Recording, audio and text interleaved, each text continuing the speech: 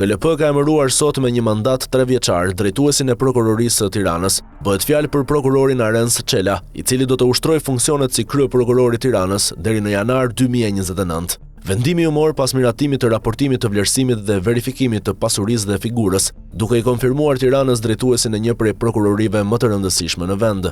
Në mbledhjen e sotme gjithashtu KLP vendosi nisjen e procedurave të verifikimit për drejtuesin e prokurorisë Fier, Elion Mustafaj. Këshilli diskutoi dhe miratoi fillimin e procedurave të verifikimit të pasurisë dhe figurës për kandidatin për riemërim në pozicionin e drejtuesit të prokurorisë Fier, zoti Elion Mustafaj. Si relator për këtë procedurë verifikimi, u caktua me short Mojsi Duda, thuhet në njoftimin e KLP. Pamfleti ka publikuar një seri dokumentesh që zbulojnë mospërputhje flagrante me arsimimin dhe karrierën e Elion Mustafajt, i cili punonte me kohë të plotë në prokurorinë e Durrësit, ndërsa studionte me kohë të plotë në Universitetin e Tiranës. Me gjithë denoncimet dhe 7 kallëzimet penale, ai u emërua drejtuesi prokurorisë së Fierit në qershor 2023.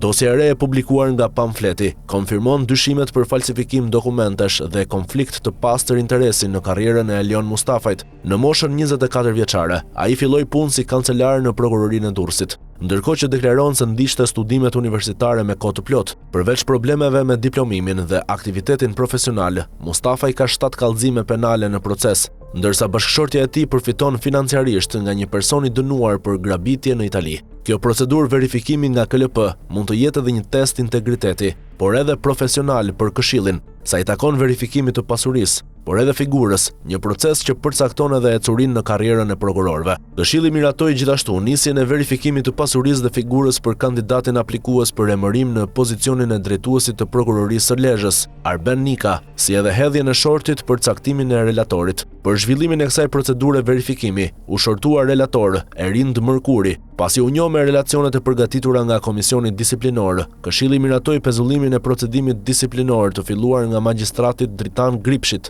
me detyrë prokuror në prokurorinë pranë gjykatës së shkallës së parë Berat, dhe vijimin e shqyrtimit të procedimit disiplinor numër 1259 protokoll, datë 28/4/2025 të inspektorit. Po ashtu u miratua vendimi për përfundimin e procedimit disiplinor pa vendim përfundimtar. Në të njëjtën seancë, KLP ka miratuar edhe kërkesën e Altin Dumanit për t'u angazhuar si ekspert kryesor në një trajtim ndërkombëtar për prokuror, hetues dhe gjyqtar nga Kosova, të organizuar nga Ambasada Britanike në Prishtinë. Vendimi vjen pak ditë pasi Dumani përfundoi mandatin 3 vjeçar si drejtuesi SPAK. Aktualisht Dumani ushtron funksionin e prokurorit dhe drejtuesit të sektorit të marrëdhënieve juridiksionale me jashtë.